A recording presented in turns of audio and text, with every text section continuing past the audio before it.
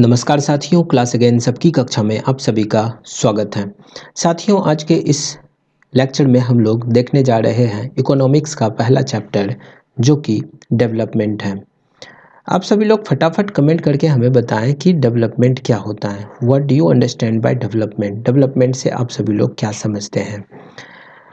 ये जो डेवलपमेंट है, द आइडिया ऑफ डेवलपमेंट और progress has always been with अस।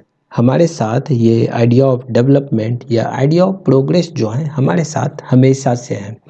हम सभी लोगों का एस्पायरेशन होता है, हम सभी लोग ये डिज़ायर करते हैं कि हम लोग क्या पसंद करते हैं, क्या करना पसंद करते हैं, किस तरह से रहना पसंद कर सकते हैं, किस तरह से जीना पसंद कर सकते हैं, है ना? तो ये हम सभी लोगों का एस्पायरेशन होता है, हम सभी लोगों का डिज़ायर होता है। Similarly we have ideas about what a country should be like, है ना? इसी प्रकार से हमारे पास एक आइडिया होता है कि एक कंट्री को, एक देश को कैसा होना चाहिए, क्या लाइफ और ज़्यादा बेहतर हो सकता है, हम सभी लोगों को कैसे एक साथ रहना चाहिए, क्या और भी ज़्यादा इक्वलिटी को हम लोग एक्सपेक्ट कर सकते हैं।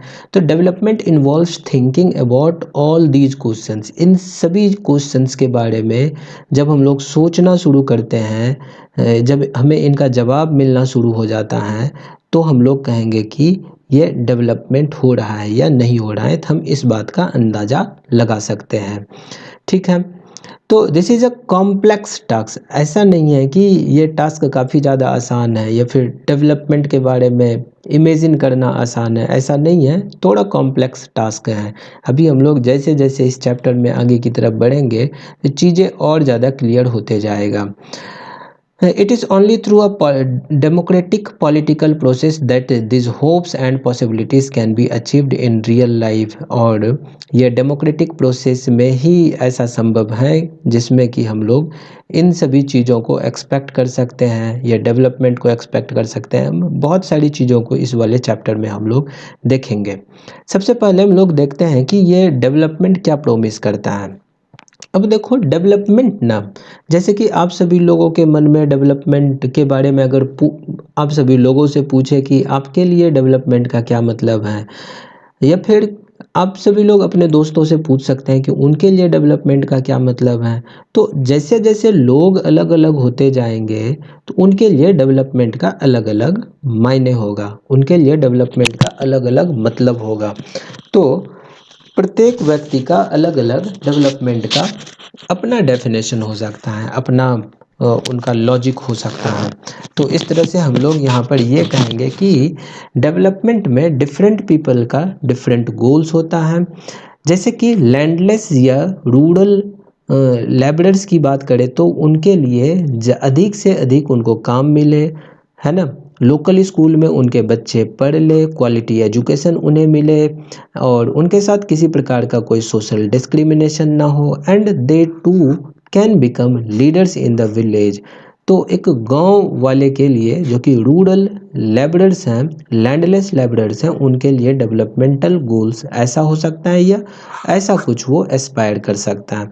उसी प्रकार से कोई एक किसान है जो कि पंजाब से हैं, तो पंजाब के किसान मेनली प्रोस्पेरस फार्मर्स हैं। तो प्रोस्पेरस फार्मर्स फ्रॉम पंजाब, उनके लिए डेवलपमेंट का मतलब हो सकता है, यानी कि डेवलपमेंटल गोल्स या फिर उनका एस्पायरेशन हो सकता है कि ज़्यादा से ज़्यादा उनका इनकम हो, ज़्यादा से ज़्यादा उन्हें सपोर्ट प्राइस मिले उनके क्रॉप्स के ऊपर, and through hard working and cheap labourers they should be able to settle their children abroad. तो उनके लिए विदेशों में अपने बच्चों को सेटल करवाना एस्पायरेशंस हो सकता है, डेवलपमेंटल गोल हो सकता है। सिमिलरली आप लोग कमेंट करके हमें बताएं कि farmers who depend only on rain for growing crops, उनके लिए डेवलपमेंटल गोल्स क्या होगा। या फिर एक गांव की महिला के लिए, जिनके पास ज़मीन है, उनके लिए डेवलपमेंटल गोल क्या होगा। या फिर अर्बन अनएम्प्लॉयड यूथ के लिए डेवलपमेंटल गोल क्या होगा। या फिर एक अर्बन रिच फैमिली से एक लड़का है, उनके लिए डेवलपमेंटल गोल क्या होगा, है ना? तो जैसे जैसे लोग चेंज हो रहे हैं, व्यक्ति चेंज हो रहे हैं, है ना, तो पर्सन टू पर्सन ये वेरी करता है, उनका एस्पायरेशन वेरी करता है, तो इसीलिए उनका डेवलपमेंटल गोल हम लोग कह सकते हैं कि वेरी कर रहा होता है। अब इस टेबल में देखने के बाद हम लोग क्या एग्जामिन करते हैं, क्या इन सभी लोगों के पास सेम नोशन ऑफ डेवलपमेंट है या फिर सेम नोशन ऑफ प्रोग्रेस है? नहीं, ऐसा नहीं है। Each of them six different things, प्रत्येक व्यक्ति का अलग अलग डिमांड है ना, उनका अपना एस्पिरेशंस है, उनका अपना डेवलपमेंटल गोल है। They seek things that are most important for them, वो ऐसी चीज़ों की तलाश करते हैं जो उनके लिए बहुत ही ज़्यादा महत्वपूर्ण है। That which can fulfil their aspirations और desires. In fact at times to persons और ग्रुप ऑफ पर्सन्स में से थिंग्स विच आर कन्फ्लिक्टिंग, ऐसा भी हो सकता है कि दो या दो से अधिक व्यक्ति ऐसे चीज़ डिमांड कर सकता है जो एक दूसरे को कन्फ्लिक्ट कर रहा हो, एक दूसरे के अगेंस्ट हो। A girl expects as much freedom and opportunity as her brother, एक लड़की उतना ही फ्रीडम चाहती हैं, उतना ही अपॉर्चुनिटी चाहती हैं जितना कि उनके भाई को मिला हुआ है। और वो ऐसा चाहती हैं कि उनके उनके हाउस होल्ड वर्क में उनका भाई भी उनका मदद करे। हर ब्रदर में नॉट लाइक दिस, ऐसा उनका भाई बिल्कुल नहीं चाह सकता है ना। तो similarly to get more electricity, ज़्यादा से ज़्यादा इलेक्ट्रिसिटी प्राप्त करना डेवलपमेंटल गोल हो सकता है कि इंडस्ट्रियलिस्ट का, है ना। तो इसीलिए वो चाहेंगे कि ज़्यादा से ज़्यादा डैम बने। लेकिन दूसरे तरफ अगर डैम बनेगा तो बहुत सारी ज़मीनें सबमर्ज हो जाएगी, डिसरप्ट हो जाएगा, वहाँ के जो आसपास के जो लोग रहने वाले हैं तो उनकी लाइफ से डिस्टर्ब हो जाएगी, डिस्प्लेस हो जाएगा। जैसे कि ट्राइबल्स लोग हैं, उनकी लाइफ डिस्प्लेस्ड हो जाएगी, डिसरप्ट हो जाएगा, है ना, उन्हें उस जगह को छोड़ना पड़ेगा। तो इस सिचुएशन में हम लोग देख रहे हैं कि कन्फ्लिक्टिंग एस्पायरेशंस हैं। इंडस्ट्रियलिस्ट चाह रहा है कि ज़्यादा से ज़्यादा इलेक्ट्रिसिटी के लिए अधिक से अधिक डैम हो, जबकि दूसरे तरफ अगर डैम बनता है तो लोकल लोगों को परेशानी होगी, उन्हें वहाँ से डिस्प्लेस होना पड़ेगा। And they might resent this and may prefer small check dams and tanks to irrigate their land. तो इसीलिए वो ये चाहेंगे कि छोटे छोटे चेक डैम बने या फिर टैंक्स बने ताकि वो अपने ज़मीन को इरिगेट कर सके। तो यहाँ पर दो चीज़ें क्लियर हो गई। क्या? वो दो चीज़ हैं कि अलग अलग व्यक्ति का अलग अलग डेवलपमेंटल गोल्स होगा। दूसरा, what may be development for one, एक व्यक्ति के लिए अगर कुछ डेवलपमेंट है तो it may not be development for the other, दूसरे के लिए ये डेवलपमेंट नहीं हो सकता है, ये डिस्ट्रक्टिव भी हो सकता है दूसरे व्यक्ति के लिए। तो ये दो चीज़ तो हम लोग यहाँ पर समझ लिए, ठीक है। अब थोड़ा सा हम लोग समझते हैं इनकम के पर्सपेक्टिव से, इनकम और बाकी दूसरे गोल्स को हम लोग समझने की कोशिश करते हैं। इसी टेबल में जो अभी ऊपर हम लोग टेबल देखे, उस टेबल में अगर हम लोग ध्यान से देखें तो we will notice one common thing here. और वो कॉमन थिंग क्या है?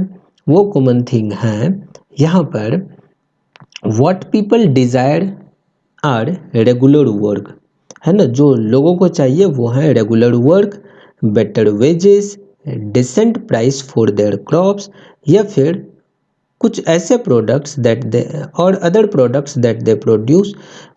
दूसरे शब्द में कहें तो दे वांट मोर इनकम, उन्हें ज़्यादा से ज़्यादा इनकम चाहिए, है ना। ये चीज़, ये इनकम वाला चीज़ जो इन सभी व्यक्ति में, इन सभी लोगों में कॉमन चीज़ था। तो बिसाइड सीकिंग मोर इनकम, अब ज़्यादा इनकम के अलावा और भी कुछ चीज़ें हैं जो इंसानों को चाहिए। वो क्या है? जैसे कि इक्वल ट्रीटमेंट हो, जहाँ कहीं भी वो काम करने के लिए जाए उनके साथ इक्वलिटी के साथ ट्रीटमेंट हो, उन्हें फ्रीडम मिले, उन्हें सिक्योरिटी मिले, उन्हें इज्जत मिले, रेस्पेक्ट मिले, रेस्पेक्ट ऑफ अदर्स, और उनके साथ डिस्क्रिमिनेशन ना हो। ये सभी चीज़ें जो हैं काफ़ी इम्पोर्टेंट गोल्स हैं, है ना। तो इनकम तो चाहिए ही, लेकिन इनकम के अलावा इक्वल ट्रीटमेंट भी चाहिए, फ्रीडम भी चाहिए, है ना, डिसेंट ट्रीटमेंट उनके साथ हो, सिक्योरिटी हो। ये सारी चीज़ें बहुत इंपॉर्टेंट होता है।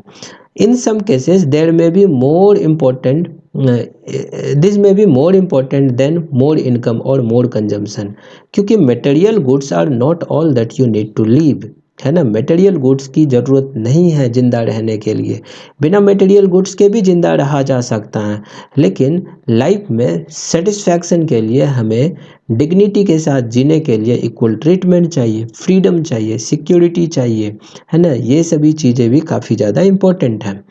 मनी और material things that one can buy with it, is one factor on which our life depends, लेकिन quality of our life also depends on non material things, जैसा कि अभी हम लोग देखें. It is not obvious to you, then just think of the role of your friends in your family. You may desire their friendship.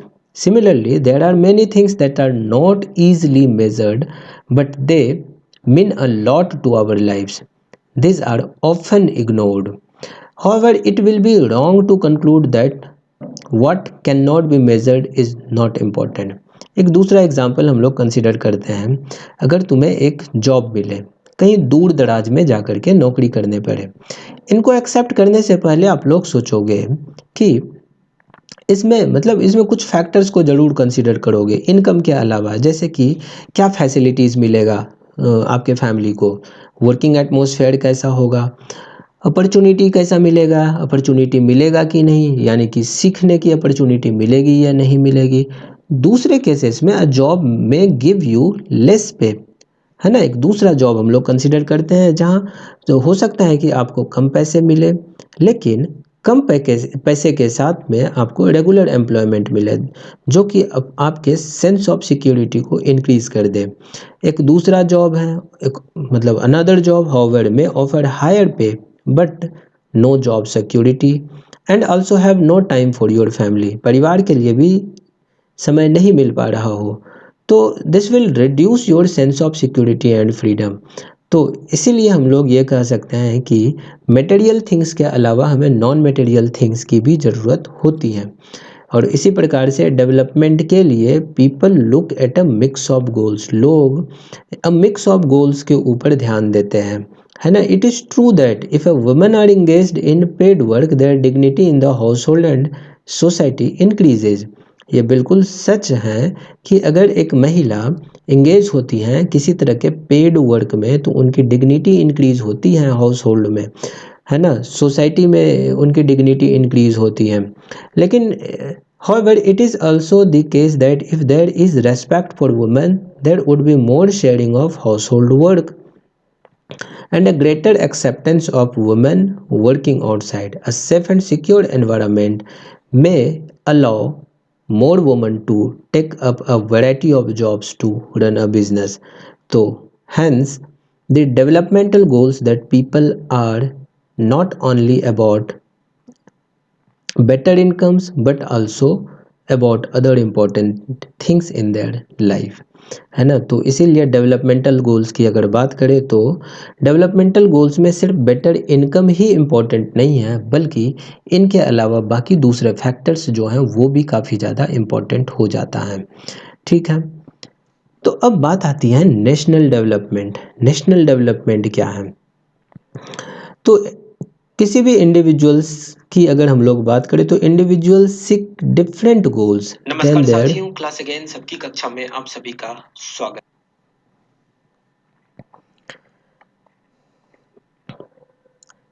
इसके बाद आ जाता है नेशनल डेवलपमेंट. नेशनल डेवलपमेंट की बात करें तो if, as we have seen above, individuals seek different goals, then their notion of national development is also likely to be different.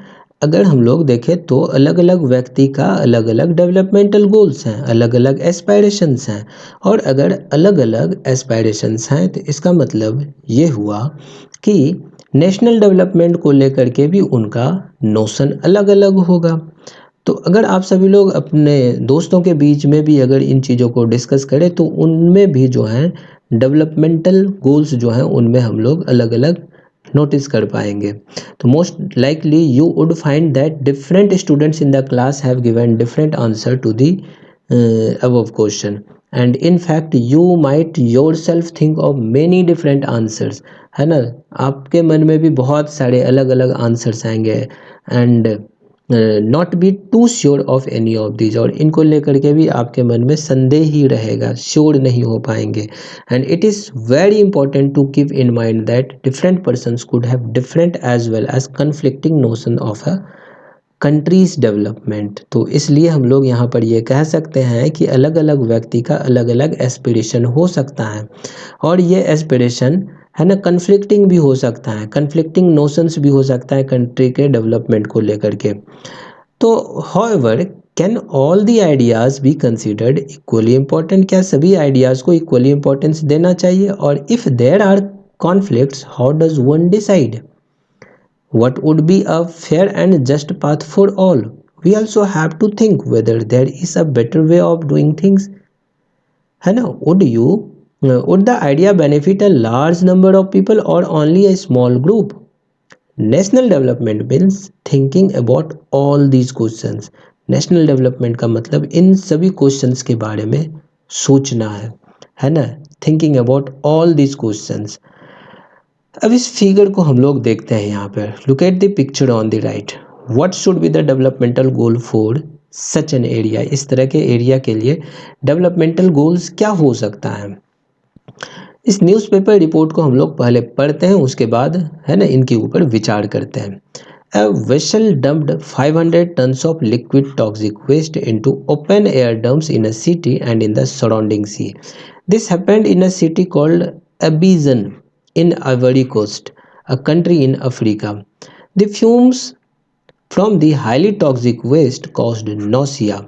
अब ये जो हाईली टॉक्सिक वेस्ट यहाँ पर से रिलीज हो रहा था उसके वजह से नौसिया हो गया, स्किन रैशेस हो गया, फेंटिंग, डायरिया, बहुत सारी बीमारियाँ आ गई। And after months 7 persons were dead. कई महीने के बाद जो है 7 लोगों की मृत्यु हो गई, 20 लोग हॉस्पिटलाइज्ड हो गए और 26,000 treated for symptoms of poisoning. 26,000 लोगों में पॉइजनिंग का सिम्टम्स देखने को मिला। A multinational company dealing in a petroleum and metals had contracted to local company of the Ivory Coast to dispose the toxic waste from its ship। ठीक है, तो इस सिनारियो में यहाँ पर बेनिफिट किसको हो रहा है और नुकसान किसको हो रहा है, आप लोग कमेंट करके बताएं। दूसरे तरफ what should be the developmental goal for this country? इस कंट्री के लिए डेवलपमेंटल गोल क्या हो सकता है? और एक और सवाल है, सवाल यह है कि what can be some of the developmental goals for your village, town and locality? आपके विलेज के लिए, टाउन के लिए या फिर लोकेलिटी के लिए डेवलपमेंटल गोल क्या हो सकता है? कमेंट करें, बिल्कुल करें। मैं देखना चाहता हूँ कि आपका जवाब क्या है। एक दूसरा एक्टिविटी है, if even the idea of what constitutes development can be varied and conflicting, then certainly there can be differences about ways of developing. If you know of any such controversy, try to find out arguments advanced by different people. You may do so by talking to different persons or you may find it from newspaper and television as well। ठीक है, तो ये तो एक activity था जो आप सभी लोगों को करना है। अब आगे आता है how to compare different countries और स्टेट। अलग अलग कंट्री और अलग अलग स्टेट को हम लोग कंपेयर कैसे करेंगे? जब हम लोग अलग अलग चीज़ों को कंपेयर करते हैं तो they could have some similarities as well as differences, है ना? इनमें सिमिलरिटीज भी हो सकती हैं और डिफरेंसेस भी हो सकती हैं। And you might ask, if development can mean different things, how can some countries are generally called developed or others underdeveloped? है ना? इनको हम लोग डिस्कस करने से पहले एक छोटी सी चीज़ों के ऊपर चर्चा करते हैं। वो क्या है कि हम लोग दो चीज़ों को कैसे कंपेयर करते हैं, और अगर कंपेयर करते भी हैं तो कंपेयर में तो कुछ डिफरेंसेस भी आएंगे, है कि नहीं?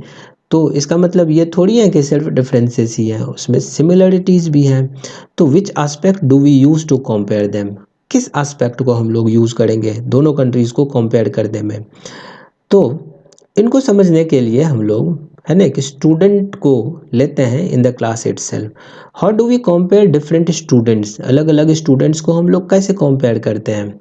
उसमें अलग अलग स्टूडेंट्स की हाइट अलग होती है, उनका हेल्थ अलग है, इंटरेस्ट अलग है, टैलेंट अलग है। ऐसा हो सकता है कि जो हेल्दीएस्ट स्टूडेंट हैं वो सबसे ज़्यादा स्टूडियस वन नहीं हो, और जो मोस्ट इंटेलिजेंट स्टूडेंट हैं ये हो सकता है कि सबसे ज़्यादा फ्रेंडलीस्ट ना हो। So how do we compare these students? इन स्टूडेंट्स को कैसे कंपेयर करेंगे? तो the criteria we may use depends on the purpose of comparison. ये क्राइटेरिया डिपेंड करता है पर्पस ऑफ कंपैरिजन के ऊपर। कंपैरिजन का पर्पस क्या है ना? किस चीज़ के लिए हम लोग इनको कंपेयर कर रहे हैं? तो we use different criterias to choose a sports team. a debate team, a music team, or a team to organize a picnic. And still, if for some purpose we have to choose the criteria for all round progress of children in the class, how shall we do it? हम लोग कैसे करेंगे इसको? बिल्कुल इसी प्रकार से usually we take one or more important characteristics of person और उसको फिर हम लोग कंपेयर करते हैं based on this characteristics and of course there can be some differences as well, है ना, about what are important characteristics that should form the basis of comparison, जैसे कि फ्रेंडलीनेस हो गया, स्पिरिट ऑफ कोऑपरेशन हो गया, क्रिएटिविटी हो गया, फिर मार्क्स जो सिक्योर किया है ये हो गया। और बिल्कुल इसी प्रकार से हम लोग डेवलपमेंट के लिए भी सोचते हैं। अगर दो कंट्री को कंपेयर करना है तो कंपैरिजन के लिए, है ना, their income is considered to be one of the most important attribute, है ना। इनको कंपेयर करने के लिए दोनों कंट्रीज़ के इनकम को हम लोग कंसिडर करते हैं, जो कि मोस्ट इम्पॉर्टेंट एट्रीब्यूट है। जिस कंट्री का इनकम अधिक होगा उनको हम लोग ज़्यादा डेवलप मान लेंगे और जिनका इनकम कम होगा उनको हम लोग कम डेवलप्ड मानेंगे, है ना। This is based on the understanding that more income का मतलब हो गया कि all the things that human beings need are fulfilled, है ना। Whatever people like and should have they will be able to get with greater income, है ना। तो इसीलिए greater income is itself consider to be the important goal. Now what is the income of a country?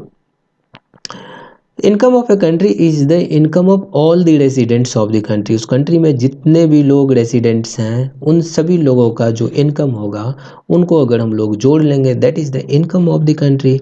ये हमें total income of the country देगा। और जब हम लोग कंपेयर कर रहे होते हैं तो total income is not such a useful measure, है ना। जब हम लोग दो कंट्री को कंपेयर कर रहे होते हैं तो कंपैरिजन में टोटल इनकम यूजफुल मेजर नहीं है, क्योंकि कंट्रीज़ के पास अलग अलग पॉपुलेशन है, डिफरेंट पॉपुलेशंस हैं। और जब हम लोग कंपेयर करेंगे टोटल, है ना, जब हम लोग कंपेयर करेंगे total income of the countries, चूँकि उनके पॉपुलेशन डिफरेंट है, तो comparing total incomes will not tell us what an average person is likely to earn. Are people in one country better off than the other country, या फिर we compare दी, है ना। इन चीज़ों को हम लोग सॉल्व करने के लिए एवरेज इनकम को कंपेयर करते थे। एंड एवरेज इनकम क्या हो गया कि टोटल इनकम जो कंट्री का है उनको डिवाइड कर दो, उनको डिवाइड कर दो टोटल पॉपुलेशन से, तो इससे हमें एवरेज इनकम मिल जाता है और इसी एवरेज इनकम को पर कैपिटा इनकम कहा जाता है। वर्ल्ड डेवलपमेंट रिपोर्ट्स जो कि वर्ल्ड बैंक के द्वारा पब्लिश किया जाता है, इसी क्राइटेरिया को ये यूज़ करता है इन क्लासिफाइंग कंट्रीज़।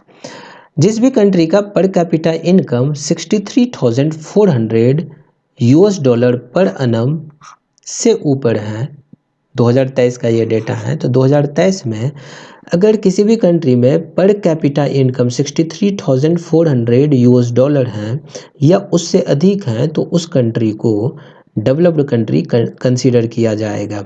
वहीं दूसरे तरफ अगर किसी भी कंट्री के पर कैपिटा इनकम 2400 यूएस डॉलर से कम है तो उनको लो इनकम कंट्रीज़ कहा जाएगा।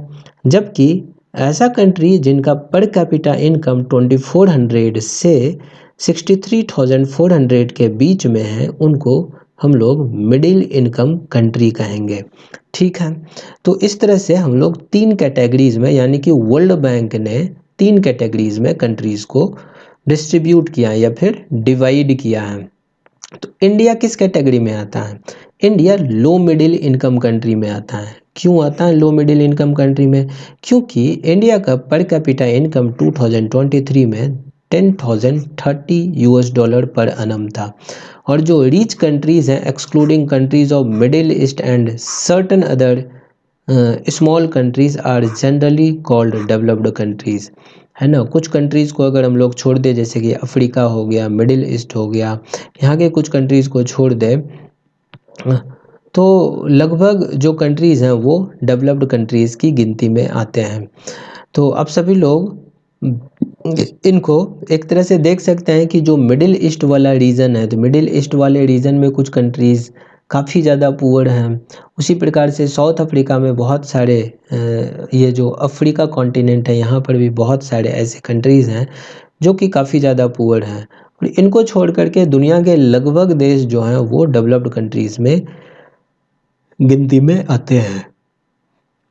इसके बाद हम लोग एवरेज इनकम के ऊपर एक थोड़ा सा केस स्टडी करते हैं। ये टेबल 1.2 में अगर हम लोग देखें तो यहाँ मंथली इनकम्स ऑफ सिटीजन्स है। मान लेते हैं कि कोई कंट्री ए है और कोई दूसरा कंट्री बी है, इनको कंपेयर अभी करेंगे तो कुछ इंपॉर्टेंट चीज़ें हमें पता लगेगा। कंट्री ए में पर्सन 1 $9500 US ये रुपीज़ अर्न करता है, यानी कि इनका इनकम है। कंट्री ए में दूसरे सिटीजन के पास 10,500 है, तीसरे के पास 9,800, चौथे के पास इधर हो गया, कितना हो गया, 3 4 10,000 हो गया, और पाँचवें के पास 10,200 हो गया। जबकि कंट्री बी में जाएँ तो 4 सिटीजन का कितना है, 5,500 है, जबकि पाँचवें सिटीजन का 48,500 है।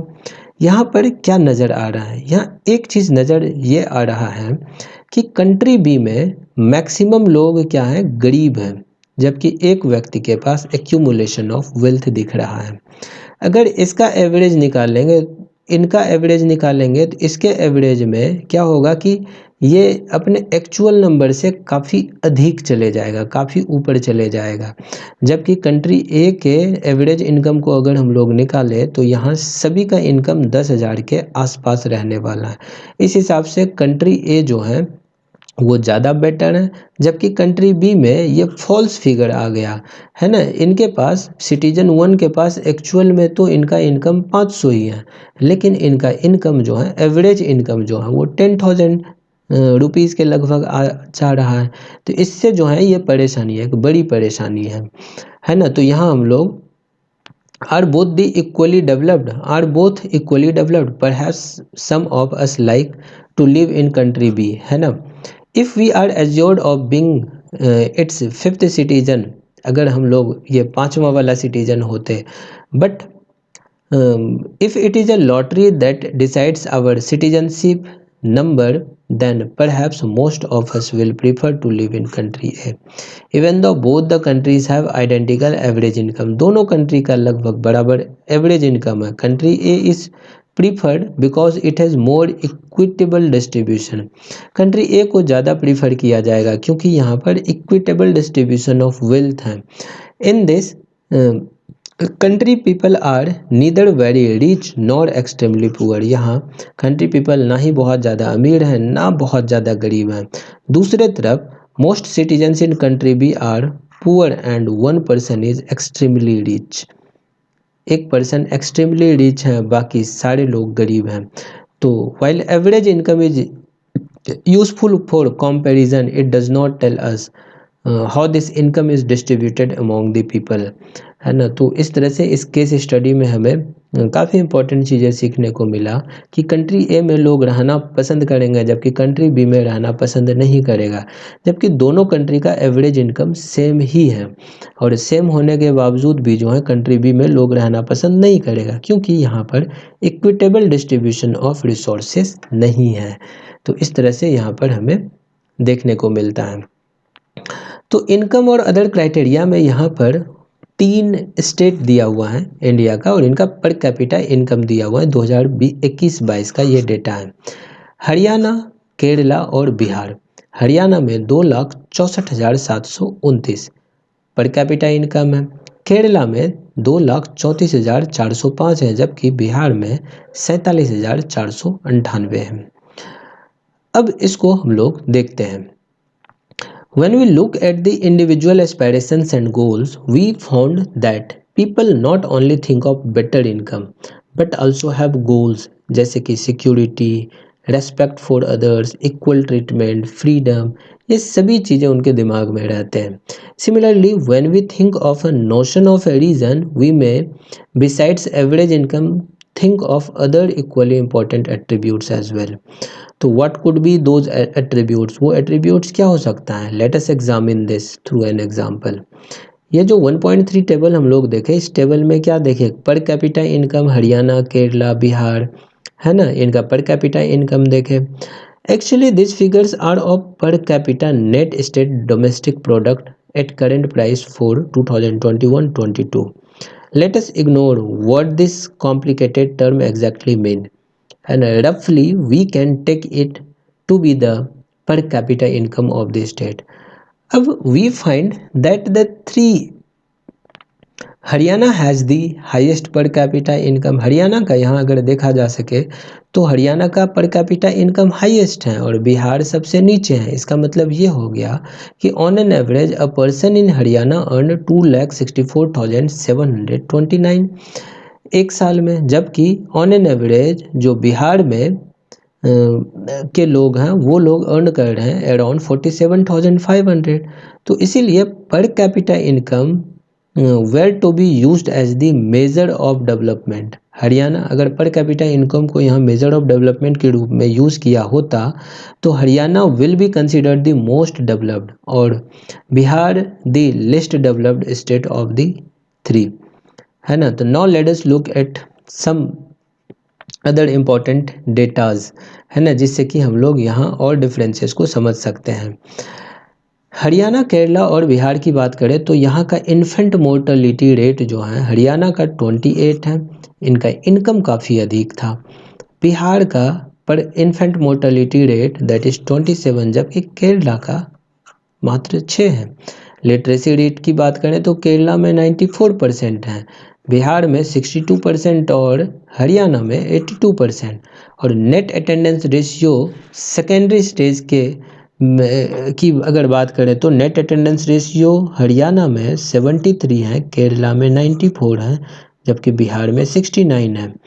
अब इन चीज़ों से क्या समझ में आता है, चूँकि हरियाणा का पर कैपिटा इनकम हाईएस्ट था, लेकिन देखो यहाँ पर इन्फेंट मोर्टेलिटी रेट हाईएस्ट है।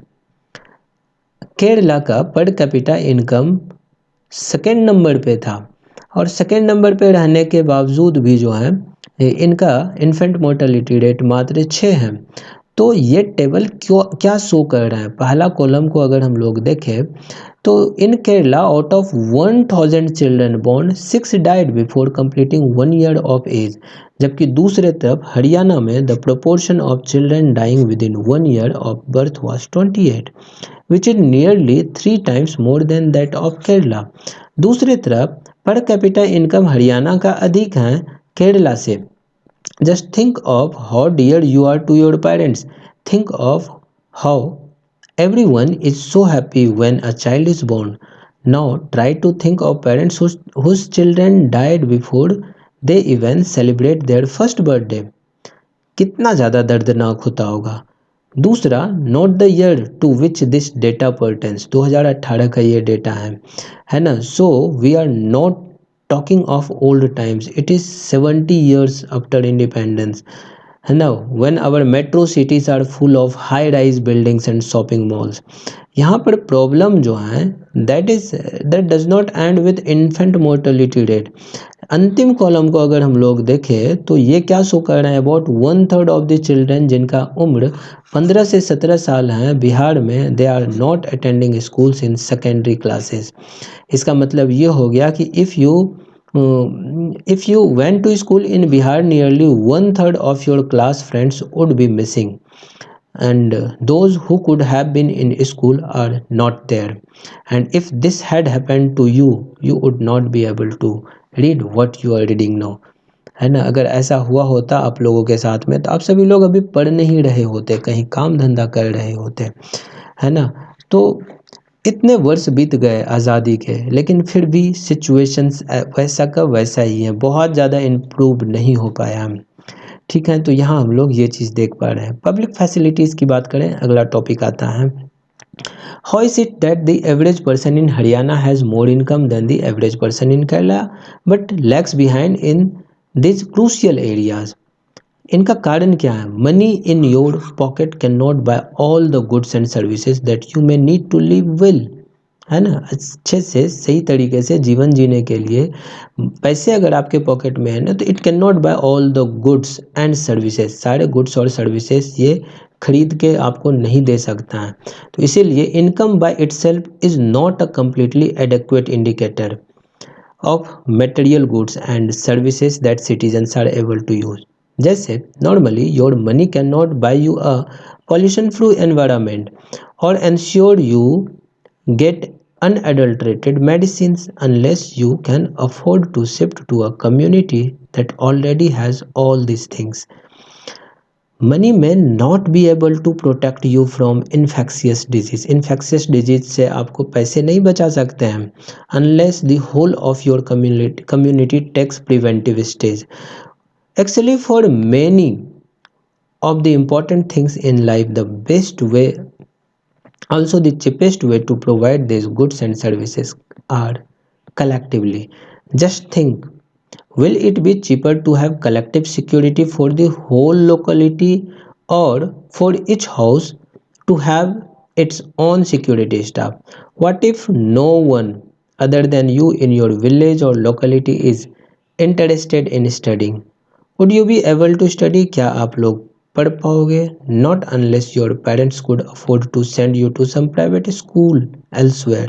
So you are actually able to study because many other children also want to study, and because many people believe that government should open a school and provide other facilities so that all the children have a chance to study. And even now, in many areas, children, particularly girls, are not able to go to high schools because the government or the society has not provided adequate facilities. Adequate facilities government या society ने provide किया ही नहीं है, इसलिए बहुत सारे बच्चे अभी भी स्कूल्स नहीं जा पाते हैं, हाई स्कूल नहीं अटेंड कर पाते हैं, है ना। Kerala has low infant mortality rate क्योंकि it has adequate provisions for basic health and educational facilities. Similarly some states, कुछ स्टेट्स में पब्लिक डिस्ट्रीब्यूशन सिस्टम अच्छे से फंक्शन करता है, health and nutritional status of the people जो हैं वो काफ़ी अच्छा है, of such state is certainly likely to be better. तो इसीलिए पब्लिक फैसिलिटीज़ का भी बेहतर होना काफ़ी ज़रूरी है। ठीक है, आई होप ये चीज़ें भी आप सभी लोगों को समझ में आ गया होगा। ये 1.5 टेबल में हम लोग देखते हैं educational achievement of rural population of Uttar Pradesh. Literacy rate of rural population देखें 76% मेल में, 54% मात्र फीमेल में। Rural children in age group 10 to 14 90% male, 87% female, जबकि percentage of rural children aged 10 to 14 attending schools वो मेल में 85% और फीमेल में 82% है। अब इस टेबल को पढ़ने के बाद क्या समझ में आता है? ये जो लिटरेसी रेट है, लिटरेसी रेट में अभी भी हमें ये रूरल पॉपुलेशन जो है, रूरल पॉपुलेशन में लिटरेसी रेट में डिफरेंसेस आज के समय में भी हमें देखने को मिलता है ना। एक एक्टिविटी है और इस एक्टिविटी में हम लोग बॉडी मास इंडेक्स जो है उनको निकालने की कोशिश करते हैं। तो बेसिकली बॉडी मास इंडेक्स को जो है हम लोग हाइट और वेट की मदद से निकाल सकते हैं। ठीक है, अगर हम लोग देखें तो स्टूडेंट्स बॉडी मास इंडेक्स है ना, BMI could be with in the normal range, या फिर अगर नॉर्मल रेंज के अंडर अगर है तो फिर तो ठीक है, और अगर नॉर्मल रेंज से कम है तो वो अंडर वेट है, और अगर नॉर्मल रेंज से अधिक है तो क्या बोलेंगे कि ओवर वेट है, ओबेसिटी का वो शिकार है।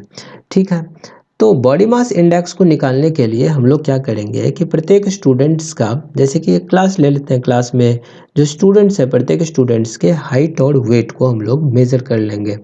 ठीक है, हाइट और वेट को मेज़र कर लेने के बाद हम लोग क्या करेंगे कि जो ये हाइट है उनको हम लोग कन्वर्ट कर देंगे मीटर में। ठीक है, फॉर एग्जांपल अगर एक लड़की है जो कि 14 साल की हैं, 14 साल 8 महीने की हैं और उनका बॉडी मास इंडेक्स 15.2 है। अब ये 15.2 आया कैसे? तो इनको थोड़ा सा हम लोग निकालने की कोशिश करते हैं कि मान लेते हैं कि उनका एज ऐसे करके उनका जो वेट है कुछ वेट उनका आ जाता है और कुछ हाइट उनका आ जाता है। तो क्या करते हैं कि जो हाइट है उनको हम लोग सेंटीमीटर्स में, जो आया उनको मीटर में कन्वर्ट कर लेते हैं। फिर हम लोग डिवाइड करते हैं वेट को by the square of the height, यानी कि वेट को डिवाइड कर दो स्क्वायर ऑफ द हाइट, इससे हमें बॉडी मास इंडेक्स मिल जाएगा। और अगर नॉर्मल रेंज से बॉडी मास इंडेक्स कम होता है तो अंडरवेट कहलाता है। ठीक है। अब ह्यूमन डेवलपमेंट रिपोर्ट की अगर बात करें तो वंस इट इज़ रियलाइज, एक बार जब रियलाइज हो जाए that even though the level of income is important yet it is an inadequate measure of level of development, है ना, हम लोग रियलाइज कर भी ले तो, है ना, इवन दो यहाँ पर भी जो ये मेजर ऑफ डेवलपमेंट है, लेवल ऑफ डेवलपमेंट है, वो अभी भी इनएडेक्वेट है। There could be a long list of such criteria but then it would not be so much useful. तो what we need is a small number of most important thing, जैसे कि health हो गया, education indicator हो गया, है ना, such as one we use in comparison of Kerala and Haryana are among them. Over the past decades or so, health and educational indicators have come to be widely used along with income as a measure of development। जैसे कि human development report जो कि publish किया जाता है UNDP के द्वारा, ये कंपेयर करती हैं कंट्रीज़ को based on the educational level of the people, उनके health status, per capita income, इन सभी आधार के ऊपर जो है उन्हें कंपेयर करते हैं। It could be interesting to look at certain relevant data. यहाँ नीचे कुछ डेटा दिया गया है, उन डेटास को देख करके हम लोग कुछ ऑब्जर्व करने की कोशिश करते हैं। जैसे ये श्रीलंका है, ग्रॉस नेशनल इनकम 2017 में पीपीपी के आधार के ऊपर श्रीलंका का $11,899 हुआ करता था, जबकि इंडिया का लगभग आधे के ऊपर है। लाइफ एक्सपेक्टेंसी श्रीलंका का इंडिया से भी बेहतर है ना। उसी प्रकार से मीन ईयर्स ऑफ स्कूलिंग जो है श्रीलंका का इंडिया से लगभग 2 गुना है, और एचडीआई रैंकिंग में भी श्रीलंका काफ़ी बेहतर है।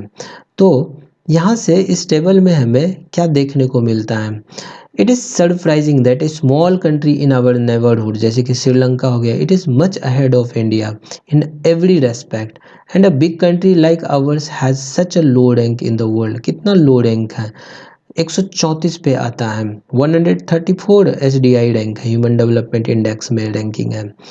अब इस टेबल में नेपाल हो गया, बांग्लादेश हो गया, इनके पास लो पर कैपिटा इनकम है than that of India, yet they are better than India in life expectancy. Life expectancy में इंडिया से इस सभी लोग बेहतर हैं, है ना। तो many improvements have been suggested in calculating human development index and many new components have been added to the human development report, लेकिन by prefixing humans to development it has made it very clear that it is important in development is what is happening to citizen of a country. It is people, their health, their well-being that is most important. So do you think there are certain other aspects that should be considered in measuring human development? क्या आप सभी लोगों को और भी कुछ चीज़ें ऐसा लगता है जो कि कंसिडर किया जाना चाहिए? तो कमेंट करके हमें बताएं। अब बात आती है डेवलपमेंट में सस्टेनेबिलिटी की। क्या होती है sustainability? Suppose for the present that a particular country is quite developed, we would certainly like this level of development to go up further or at least be maintained for future generation, है ना। this is obviously desirable, ये जरूरी है। However, since the second half of this 20th century, a number of scientists have been warning that the present type and level of development are not sustainable। और ये जो second half of the 20th century है, उस समय से ही बहुत सारे scientist और एक्सपर्ट्स जो हैं वो वार्न कर रहे हैं कि प्रेजेंट टाइप ऑफ डेवलपमेंट जो है या लेवल ऑफ डेवलपमेंट जो है वो सस्टेनेबल डेवलपमेंट नहीं है ना। और अगर सस्टेनेबल डेवलपमेंट नहीं है तो फिर सस्टेनेबल डेवलपमेंट कैसा हो सकता है? सस्टेनेबल डेवलपमेंट ऐसा होना चाहिए जिसमें हमें फ्यूचर को भी हमें ध्यान में रखना चाहिए। फॉर एग्जाम्पल ये water, ground water in India, ये वाला अगर हम लोग एग्जाम्पल को कंसिडर करें तो recent evidence suggest that the ground water is under serious threat of over use in many parts of the country. About 300 districts have reported water level decline of over 4 meters during the past 20 years। पिछले 20 साल में जो है 4 metre लगभग water level decline कर चुका है। And nearly 1/3 of the country is over using their ground water reserves. और अगले 25 वर्ष में 60 parts of the country would be doing the same if the present way of using this resource continues. Groundwater overuse is particularly found in the agriculturally prosperous region of Punjab, Western Uttar Pradesh, hard rock plateau areas of Chennai and South India, Central and South India, some coastal areas and rapidly growing urban settlements. तो यहाँ पर अब सवाल पहला यह है कि why ground water is over use. Ground water over use क्यों हो रहा है? Can there be development without over use? क्या डेवलपमेंट हो सकता है बिना ओवर यूज किए? हाँ, बिल्कुल हो सकता है, बिना ओवर यूज किए भी डेवलपमेंट हो सकता है ना। तो ये इस एग्जाम्पल में हम लोग है ना एक गंभीर सवाल के ऊपर चर्चा कर रहे थे, है ना। गंभीर सवाल ये था कि ये जो डेवलपमेंट है, क्या ये डेवलपमेंट सस्टेनेबल डेवलपमेंट है? ग्राउंड वाटर की अगर बात करें तो ये एक रिन्यूएबल सोर्स है and this sources are replenished by nature as in the case of crops and plants. लेकिन इवन दिस रिसोर्सेस में बी ओवर यूज, इनको भी ओवर यूज किया जा सकता है ना। कैसे हो सकता है ओवर यूज? अब जैसे कि देखो, जितना ग्राउंड वाटर रिप्लेनिश हो रहा है, यानी कि ग्राउंड वाटर जितना रिचार्ज हो रहा है, जितना रिचार्ज हो रहा है उससे ज़्यादा अगर इनको यूज़ किया जाए तो वो तो ओवर यूज ही हुआ, है ना। तो if we use more than what is being replenished by rain, then we would be over using this resources, है ना। उसी प्रकार से नॉन रिन्यूएबल रिसोर्सेज ऐसे रिसोर्सेज होते हैं जो कि ख़त्म हो जाते हैं after few years of use. We have fixed stock on the earth which can not be replenished. हमारे पास फिक्स स्टॉक है कुछ रिसोर्सेज का जो कि रिप्लेनिश नहीं किया जा सकता है। तो we do discover new resources that we did not know of earlier. तो new resources in this way add to the stock and however over time even this will also get exhausted। तो अगर ये ख़त्म हो जाएगा तो इसका मतलब ये है कि ये इस बात को डिमांड कर रहा है कि हमारा डेवलपमेंट ऐसा होना चाहिए जो कि फ्यूचर को भी ध्यान में रखे, है ना। डेवलपमेंट ऐसा हो जिसमें फ्यूचर जनरेशन को भी इन रिसोर्सेज का एक्सेस मिल सके। और अगर इस तरह का डेवलपमेंट नहीं होता है तो इससे परेशानी और ज़्यादा बढ़ सकती है ना। Consequences of environmental degradation do not respect national और state boundaries. This issue is no longer region और national specific. Our future is linked together. हमारा जो फ्यूचर है वो लिंक्ड है, एक दूसरे से लिंक्ड है। और फ्यूचर जब एक दूसरे से लिंक्ड है तो इसका मतलब यह है कि sustainability of development is comparatively sustainability of development is very much important. Our future is linked, future linked है, इसीलिए सस्टेनेबिलिटी जो है डेवलपमेंट में होनी चाहिए। It is comparatively a new area of knowledge in which scientists, economists, philosophers, and other social scientists are working together. And in general, question of development or progress is perennial. And at all times, as a member of society and as individuals, we need to ask where we want to go, what we wish to become, and what our goals are. So, the debate on development continues। ठीक है, तो इस तरह से हमारा ये वाला chapter जो है कंप्लीट होता है, डेवलपमेंट, जो कि इकोनॉमिक्स का पहला वाला चैप्टर है। तो साथियों, आज के लिए इस वीडियो में इतना ही। मिलते हैं हम लोग अगले लेक्चर में इकोनॉमिक्स के लेक्चर नंबर 2 के साथ। तो बने रहिएगा हमारे साथ, और अगर चैनल पर नए हैं तो चैनल को सब्सक्राइब कर दीजिए और अपने साथियों के साथ इनको शेयर भी कर दीजिए। तो साथियों, मिलते हैं हम लोग अगली वीडियो में। नमस्कार, जय हिंद।